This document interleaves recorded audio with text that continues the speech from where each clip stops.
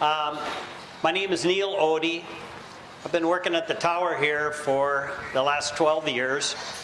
My background is I started at Minneapolis Center down in Farmington in 1975. I worked there for about 3 years, and then I moved to La Crosse Flight Service Station down in La Crosse, Wisconsin. From there, I transferred to the old Minneapolis Flight Service Station at the big airport that was located in the Quonset hut right next to the tower, the old tower at the International Airport. I was there for a few years. We had the controllers strike. After that, I went to Crystal Tower for a year and then ended up back at Minneapolis at the control tower at Minneapolis, and I worked in tower and approach control. I spent about 20 years there. It's been 12 years since I came to Anoka, and so that's my background. I've got a little bit of everything, including flight service, which of course by now is pretty much a memory. There's not much left of flight service. I don't think it'll be very long before it's all gone. I'd like to acknowledge some VIPs amongst us. We have Nick Conham sitting back there. He worked in the tower for years. Everybody knows Nick. Right next to him, on Nick's left, is Danny Turville. Wave, Danny. That's Danny. And on the other side of Nick is Pete Wagner. He's one of the controllers that was here when the tower first opened here. I remember pulling into self-serve one day in my 170, and I was waiting to get gas, and there was a guy sitting at the pumps. He got finished up and he came over to talk to me, and he said, that's a nice 170, and we started to talk. And he said, well, where do you work? And I said, I just work up in the control tower. Oh, you're one of those guys, he says. My wife and I used to fly in and out of this airport all the time, and before the tower opened, it was so hectic on the weekends when the weather was nice that we had some real close calls in the pattern, and she decided she wasn't going to fly with me anymore. And for years, she didn't fly with me. And I'm finally getting her back in the air, finally getting her to fly with me, and it's just because she knows that there's controllers in the tower kind of keeping an eye on things. That made me feel really good. The main thing that we would like to have all of the pilots and all of the users of the airport understand is we feel like our function here is to help people operate in a safe environment and to do whatever we can to be part of accomplishing that. Now, I know most of you have been into big airports before. You've been into busy airports. You've been into little airports where the controllers thought they were big airports. There's a lot of attitude problem in some of the towers around. And we like to do everything we can to dispel the idea that controllers are part of the enforcement branch of the FAA. We're here to help you, and we're here to make things as safe as possible for you. And in that vein, we try to do things like this. We try to have the pilots come up and meet us in the tower when they can do that, so that we can kind of spread the word that just because we used to be in the FAA and are part of the air traffic system, that doesn't mean that we have to be traffic cops. Our objective is safety, and that's why we're here. So we're glad to have you guys show up today. It's a little bit breezy, but for a change, it's warm and it's sunny. So glad to have you here. One of the first things that I'd like to discuss with you is airspace. Way back when I started flying, and I'm sure many of you started flying, it was just there. Well, now of course you know that things have gotten more complicated. One of the things that is important to understand about the different levels of airspace is that ultimately, after you read all the rules and what you can do and what you can't do, and what you have to do to operate in those airspaces, the one thing that you need to remember is the purpose of all the different airspaces is to protect you and to protect everybody else who's flying. It's to keep the airliners away from the Super Cubs and the Citations away from hang gliders and everything else. And in that regard, you have to remember that the purpose of the airspaces is for your protection and the protection of the other aircraft as well. I think a lot of times we run into pilots and we observe pilots from in the tower. We can tell that they know right where Delta airspace is, and we can tell they know right where Bravo airspace is, because when they head north, they go to 3,900 feet and they stay right in the base of Bravo airspace, and as soon as they get to the point where they're clear, then they go right straight up. That's legal. But think about what you're doing. Approach control can be vectoring a heavy Airbus at 4,000 feet in that exact same spot. And just because you're at 3,900 feet and you're legal, that doesn't necessarily mean that you're safe in doing that. So remember, the purpose of the different airspaces is for your protection. We see traffic come up from down towards St. Paul all the time, comes past the towers, and they go up along the river, right halfway between Anoka and Crystal, weave their way through, go right up over Gopher, never talk to anybody. There again, the purpose of Delta airspace, our Anoka Delta and Crystal Delta, is to help you guys out. If there's traffic to be issued, we can issue you traffic. In the vicinity of Gopher, almost any day, all day long, there's going to be traffic. How many people know how many approaches go over the Gopher VOR that serve Maple Lake, Crystal, and Anoka? Any guess? How many? I guess 6. How about double that? You got to remember that Gopher VOR is used for approaches going all different directions. And if you take off from Anoka and you're headed up towards St. Cloud and you think, well, I'll just go to Gopher and then I'll head out from there, you got to remember that not on the frequency you're on, but on approach controlled frequencies, there could be several aircraft at Gopher holding, being vectored, procedure turns on their own navigation, and they're talking to somebody down in a building in Minneapolis. They're not talking to us.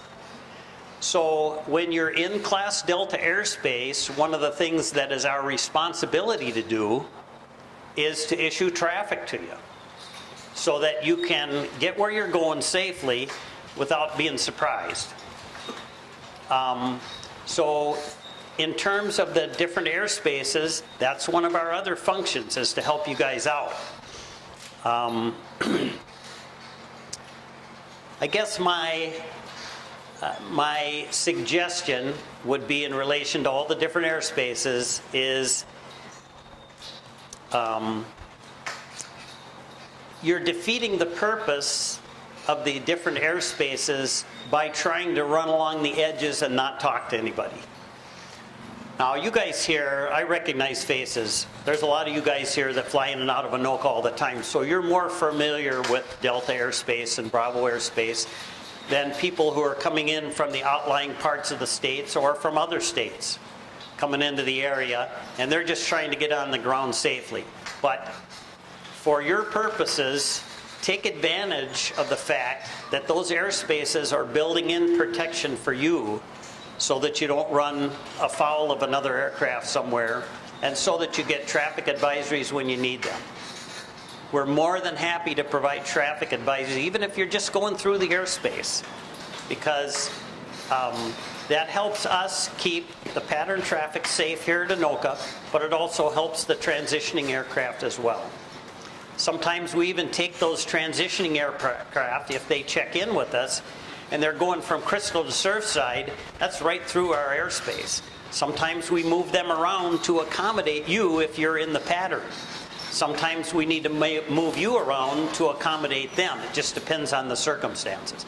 But don't defeat the purpose of the airspaces by running around the edges and being legal. You can be legal, but you can also be dead. So just remember that in terms of all the airspaces. Any airspace questions? Yeah. So when you consider skirting the airspace, how far out is it? You're comfortable with somebody being not talking to the tower? Well, if you choose that you don't want to talk to the tower, you know, that distance is up to you. How much, the question was, how much space is a reasonable amount of space? Well, I would say, just remember, there could be Falcon 50s out there. There could be traffic that Minneapolis works, literally airliners and heavy Airbuses and 747. Chances are you're going to see them unless they're coming up behind you. So I would say, just give yourself what you think is reasonable for yourself to make a comfortable cushion when you go around the edge of the airspace.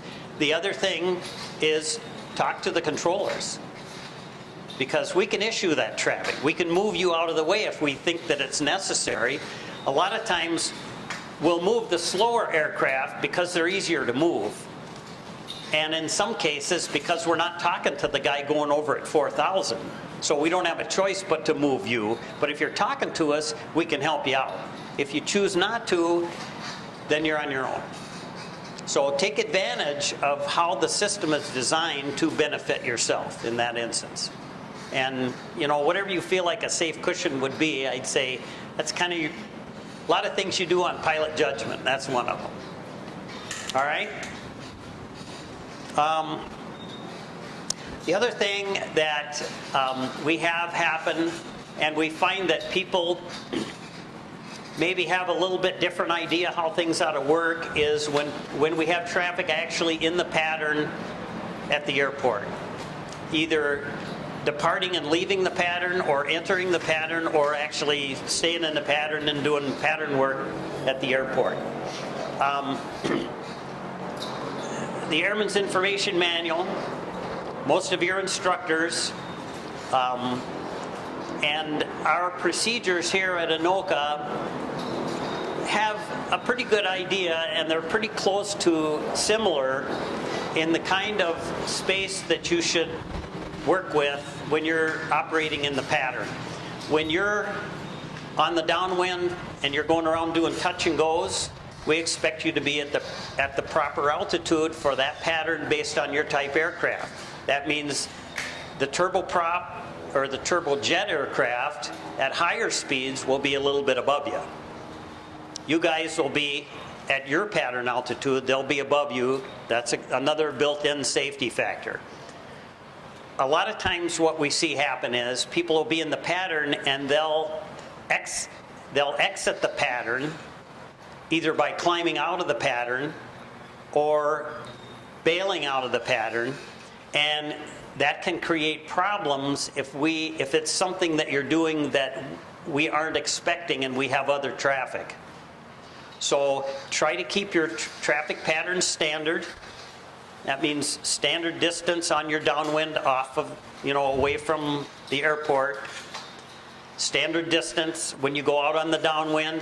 Now, everybody in different aircraft has their different idea of how far they want to go out before they turn base, that kind of stuff. If you're in a pattern with several other aircraft, you can observe how far they're going out, kind of standardize your operation for their operation, and it makes things flow a lot better. Here's a perfect example. I had the Sea Fury out on the Fox Hangar, Fox Hollow come out one day. How many are familiar with the Sea Fury? All right, a lot of you. Okay, he wanted to come up, do 3 or 4 loops in the pattern, and then head north. So I'm thinking, well, I'll put him up above everybody, and then my normal pattern just goes around, no problem. So that was my plan, and that's the way it worked for about 15 minutes.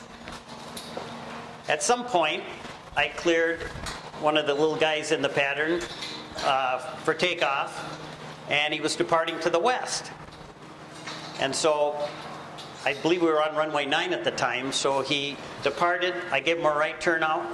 They were turning to the west. I looked back to attend to some other stuff I had going on. The Sea Fury is up there racing around at 2,500 feet. Next thing I know, I look around like this, and here's this guy climbing just like this, right up out of the pattern, right up underneath the Sea Fury.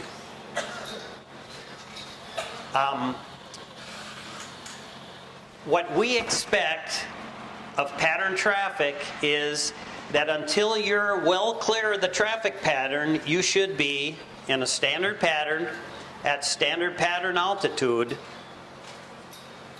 for safety's sake. And that's a perfect example of, we know everybody, especially when the air's cool and the airplane's running good and the engine sounds good, you always want to race up there. And that's fine once you're clear of the traffic pattern. But in the traffic pattern above the airport, there can be traffic above you, there can be traffic outside of you on the downwind. A lot of times we'll direct traffic to make a wider downwind to accommodate traffic that's slower and closer in. Be aware of what's going on, but try to keep your traffic pattern standard unless you give us a heads up. If you want to depart runway 27 but you're going to St. Paul and you're in a hurry, there's nothing wrong with you saying, can we make an early turn out of the pattern to the southwest or to the south? No problem. As long as we know about it, we can help you get on course as quickly as you want and still keep that safety margin that you're going to need. So if you have special requests, all you got to do is ask, and we'll be happy to accommodate them. In almost every case, we'll be able to accommodate you. There are very few exceptions. Once in a while, we might have to turn you down, but it'll be because of traffic that we turn you down, either traffic or safety. So when you're in the pattern, please adhere to standard traffic pattern speeds, altitudes, etc.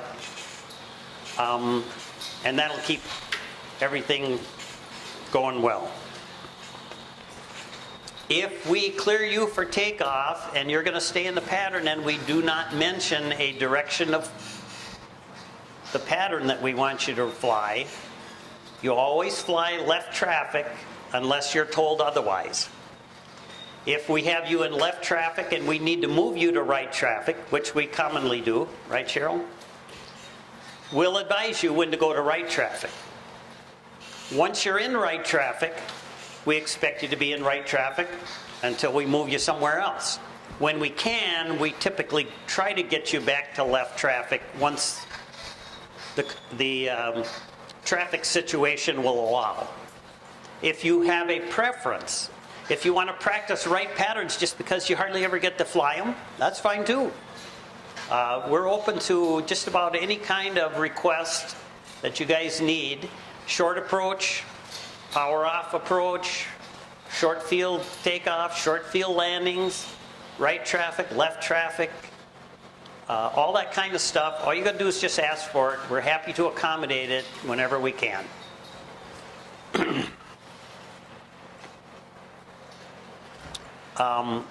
So the key to that discussion is if you want to do anything other than standard, ask us about it. And then everything will go smooth.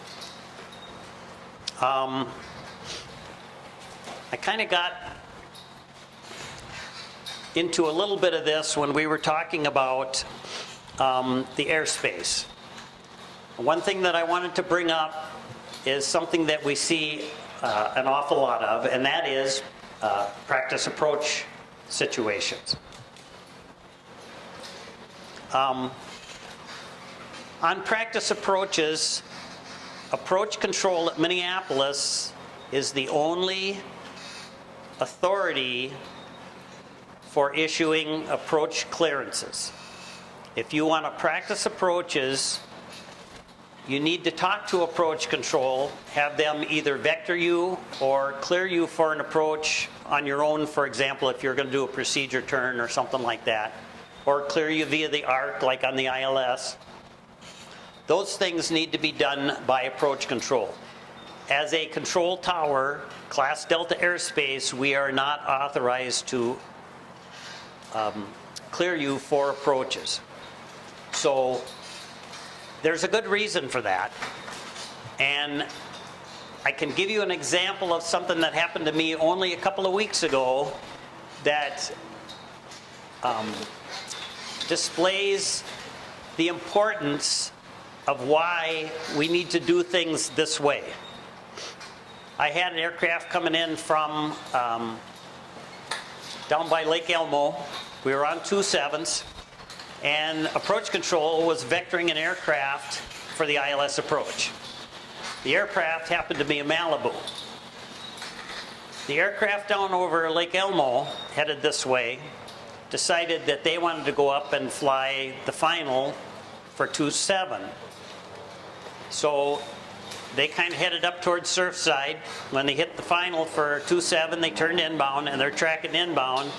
Right behind them is this Malibu, just eating them up from behind like crazy. They still hadn't called me yet.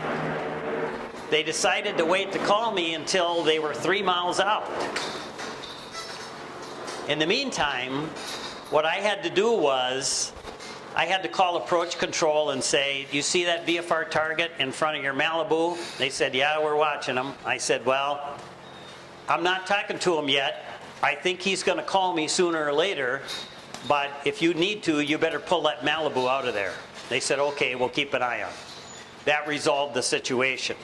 But had I been busy or had the circumstances and the timing been a little different, maybe I wouldn't have caught that quite so soon, and it could have been a problem. Sure enough, eventually the guy checked in on 3 mile final for 27. He had no clue of what had happened behind him because, well, he just wanted to practice the approach on his own. But when you have those two operations on the same frequency, that's not a problem, because traffic can be issued without coordinating between the controllers involved. That's if everybody's on the same frequency. If one of them's on my frequency and the other one's on the approach control tower, or the approach control's frequency, that's when the problem comes up. So if you're going to do approaches, please call approach control and get vectored or make your request with them. Yes? Was that unannounced aircraft in Class D airspace at the time? Or was he above it? Just coming into Class D, right out by Surfside. But he just happened to be right on the final for 27 also. And because of his choice to come in right on the final, we were even advertising 27s at the time. So when he picked up the ATIS, he should have heard that ILS approaches to 27 in use. Well, how far out do you want us to call when we approach you? Okay, we get this question a lot. The question was, how far out do we need to call you? We had a guy call this morning, 32 miles north. Inbound, we're going to the thing down at the museum. Okay, first off, our radar ends at Coon Lake pretty much. When you're more than 10 miles out, we don't really need to talk to you. Unless there are some extenuating circumstances, emergency. If you're in a high-speed aircraft and you're not talking to anybody else, then it's better to have you a little bit earlier than that. But outside of 10 miles for most of us pilots is plenty of time. 6, 7, 8 miles, plenty good. Once you get to 5 miles, you should be talking to us. So if that gives you a little bit of a barometer, that's what we like. So something like the I-35 split coming in from Perfect. The question was I-35 split. That's about 8 miles out, and that's perfect. Also, if you check in over a landmark such as the I-35 split, which most of us local people are familiar with, we immediately know where you are. If you say, we're over White Bear Lake inbound, we know exactly where you are. We don't even have to look at the radar. If you say, we're 7 miles northwest, that's a lot of room out there. So you could be over the river. A lot of times too, we have aircraft check in and their description of where they are doesn't coincide with what we see on the radar. And so the guy checks in, we're 7 northeast, inbound for landing. I look up on the radar, there's nothing within miles of 7 northeast. I say, ident for me, please. He idents, he's up along the river by Elk River. It happens. And, you know, it even happens to good pilots. And so they're thinking one thing, and they're trying to talk to you on the other hand, and the communication gets fouled up there.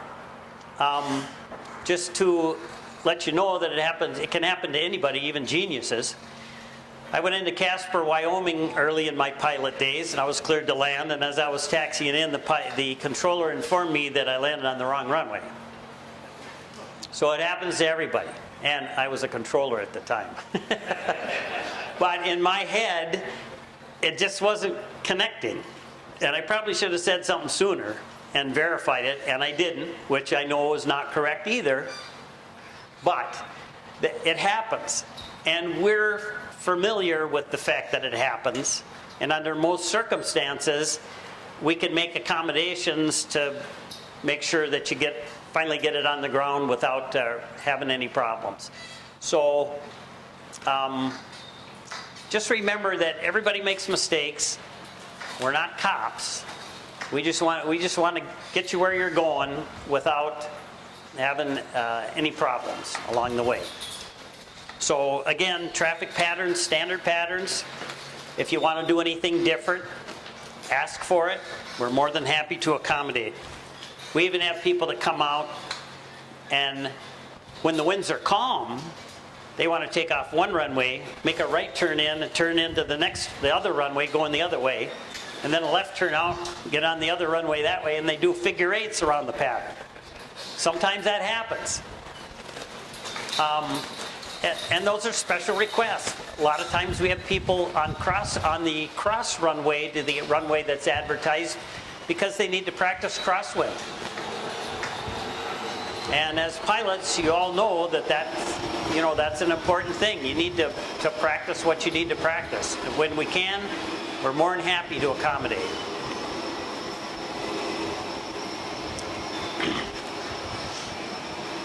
One more thing about, now I'm going to skip that. See, I made a mistake there. One thing that we do,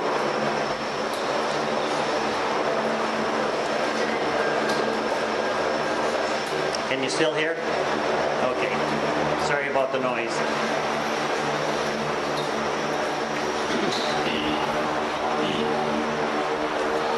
One thing that we do, a lot of times, especially for the IFR pilots, is we get transponder codes and frequencies for you when you're going to go out and do practice approaches, that type of thing. If you know that your intent is to do that, try to let us know when you first call us to taxi that you're going to need that. Sometimes it's not very busy, and it literally takes about 20 seconds to put that flight plan in the machine, and then the machine thinks about it for a while, as computers tend to do, and then it regurgitates a code for us.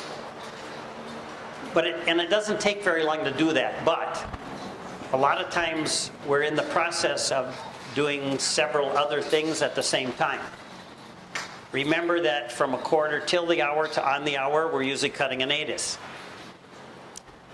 We also get notifications on SIGMETs, AirMets, icing, traffic conditions at Minneapolis or airports around the country where they have flow control into those airports because of weather, because of just excess of traffic, all of those things. A lot of that stuff comes in just prior to the hour, and then they're updated for the next hour. So there can be a lot of different things that we're doing when you call. Please have patience with us. We like to accommodate you as soon as we can. A lot of times when I'm in the middle of cutting an ATIS, I hear you call. I even catch your call sign. And if you're a regular with us, I probably know where you're calling from without having to say anything about it until after I get done.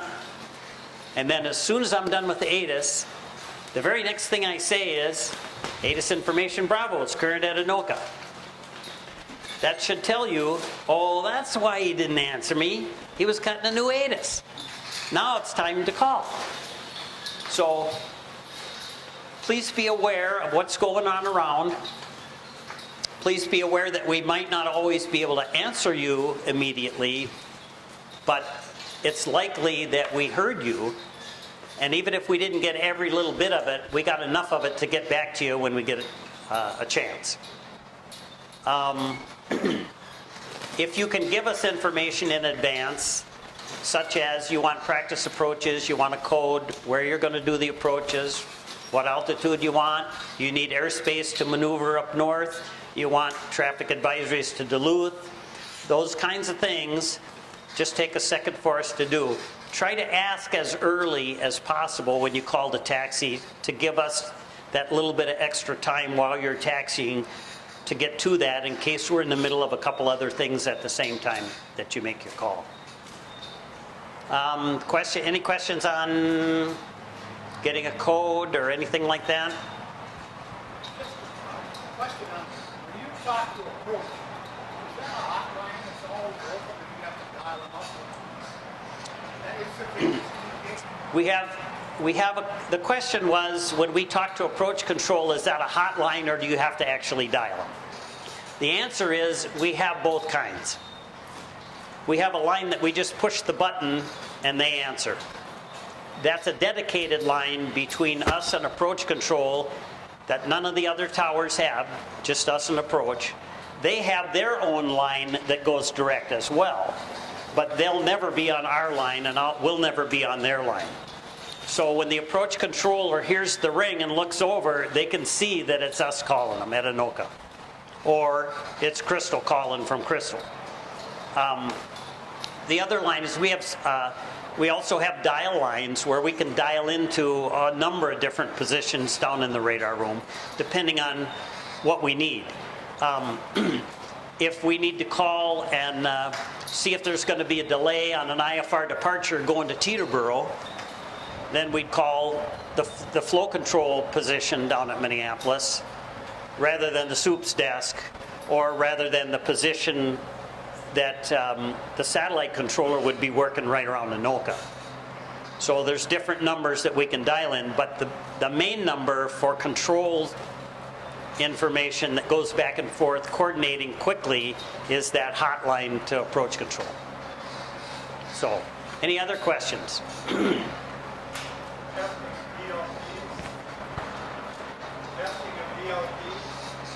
Testing of ELT, according to AIMS and a lot of the other instructors and everything, is supposed to occur within 5 minutes of straight up on the hour. So that's when it should be done. If we hear an ELT go off and it's during that time parameter, other than looking around to make sure we don't see smoke coming up out of somebody's hangar, we pretty much consider it's a test.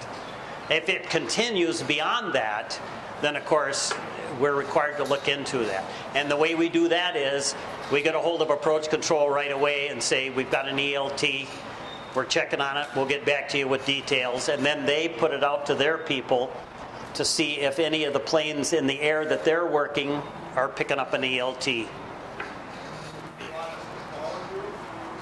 I'm sorry? If you want to call us and just give us a heads up on it, that would be nice. You can call the tower number anytime, say, I'm down on the south end and Connecticut Lane, and I'm going to test an ELT in about 5 minutes here. Is that okay? No problem. Then it gives us a heads up, and that's beneficial. So, anything else about that?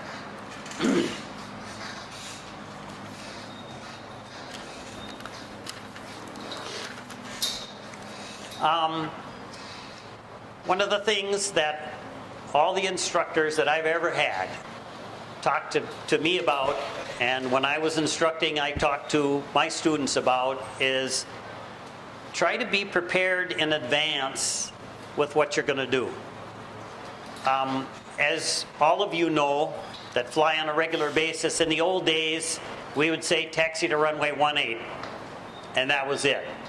Now we can't just do that. We've got to do Bravo 2, Bravo, Charlie 1, cross runway 9er, all that stuff. And you got to read it back the same way. Okay, so that's been a change. Based on where you are on the field, you'll probably get something very similar each time you go to a specific runway. So you're already preconditioned to know what to expect. That's good. If you go to a different airport, however, maybe a little bit of advanced studying would be good, like maybe run a copy of the airport diagram off on your printer at home and stick it in your pocket for when you get to the hangar and you get ready to go, because it's an airport that you're not as familiar with, especially all the taxiways and stuff. Try to have a notepad or something in the cockpit so that you can jot down via shorthand or however you want to jot it down your taxi instructions. If you need a clearance, you got to write that down. A lot of other things, it's nice to have that little pad next to you where you can just jot something down quick to keep you on the right track. If you have something that you don't hear or that you don't understand, please ask us. Again, we're still looking back at the whole concept of trying to get you where you want to go safely. And so please ask. If you don't understand something or if you don't hear something, we don't have a problem with that. We'd rather have you ask than to have you do something wrong, and then we'd have to go from there.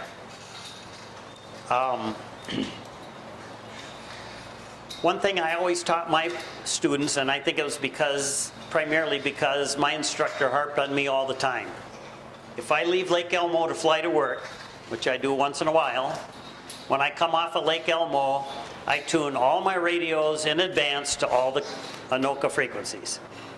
That way, when I land and I get ready to turn off the runway, all I got to do is reach over and push that little button, and I'm instantly on ground. Same thing with clearance delivery, getting your clearance, and then you switch back to ground control for your taxi. Try to prepare ahead, stay ahead of the airplane. Try to prepare ahead, and it'll make you so much better pilot.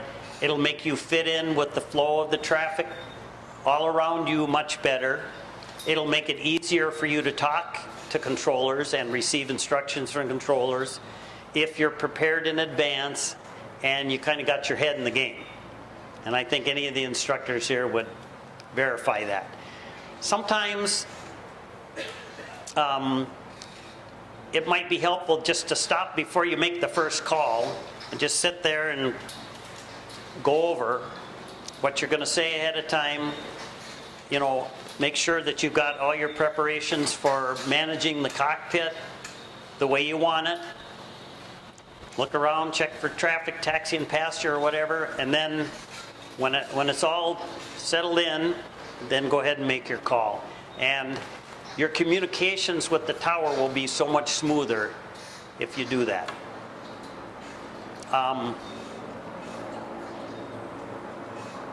Again, don't be afraid to ask. Some of the taxi instructions that we have to give here, depending on which runway you're going to, can be fairly complicated, and they can be 4 or 5 parts to get you where you want to go.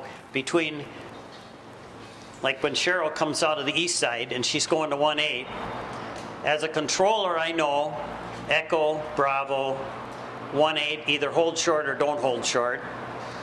Turn right on Alpha, either hold or don't hold short of 9.